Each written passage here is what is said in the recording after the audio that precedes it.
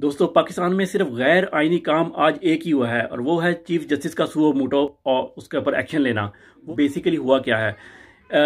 Chief justice ने जो suo motu लिया है, इससे पहले 2 दिन पहले किसी ने दरख्वास्त दायर की थी सुप्रीम कोर्ट में कि ये जो इमरान खान के खिलाफ हो रही है करारदाद आ रही है, इसको रुकवाया जाए। तो अदालत ने कहा कि नहीं, हम इसको जो कौमी असम्बली उसकी प्रोसीडिंग में हम हिस्सा नहीं ले सकते, उसको किसी तरीके से सुन नहीं सकते।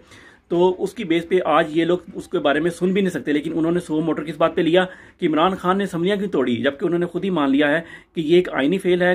प्राइम मिनिस्टर कभी भी असम्बलियां तोड़ने का कह सकता है और सदर उसको एक्सेप्ट कर सकता है इसके। लेकिन आका उनका अमेरिका, उसके ऑर्डर हैं, जिसकी वजह से उन्होंने बीच में इस ऑर्डर के बीच में ये भी कहा है कि हम पीपल पार्टी जो इसकी सारी सरगना है इस गद्दारी की, उसकी बात को भी सुन लेंगे कि ये स्पीकर ने क्या किया है, जबकि पास उनके पास कोई राइट नहीं है। उन्होंने 3 दिन पहले ये तस्लीम कर लिया हुआ है।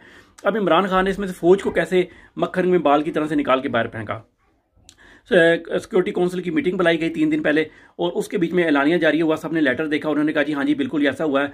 और फौज जो है वो जो अपने अब्बू जी से डरती है तो वो साइड पे हो गई कि हम इससे कोई हमारा ताल्लुक नहीं है, लेकिन आप सफारती तौर पे उसको जवाब देना चाहें तो दे सकते हैं। जब ये भी एक डॉक्यूमेंट पाकिस्तान का बन के आ गया, बाहर एलानिया जारी हो गया, तो आज फौज को कहना पड़ा कि हम कल भी न्यूट्रल थे, हम आज भी न्यूट्रल हैं। वो भी निकल और ये अदलिया भी गई है। लेकिन ये अब इन्होंने, चूंकि अब्बा जी इनके बाहर रहते हैं वो अमेरिका में, तो उन्होंने ऑर्डर की बेस पे इन्होंने अब ये इस कानून को चेंज करके कि हम तो स्पीकर के खिलाफ नहीं, हम इमरान खान का जो एक्शन है उसके खिलाफ हम सुन रहे हैं, जबकि वो असल निशाना कोई और है और मारना किसी और को है बेसिकली। तो ये सारी कहानी हुई है और इंशाल्लाह इसके अंदर सुरखरू होकर निकलेंगे और जो घर जाएगा वो चीफ जस्टिस ऑफ पाकिस्तान जाएगा इंशाल्लाह।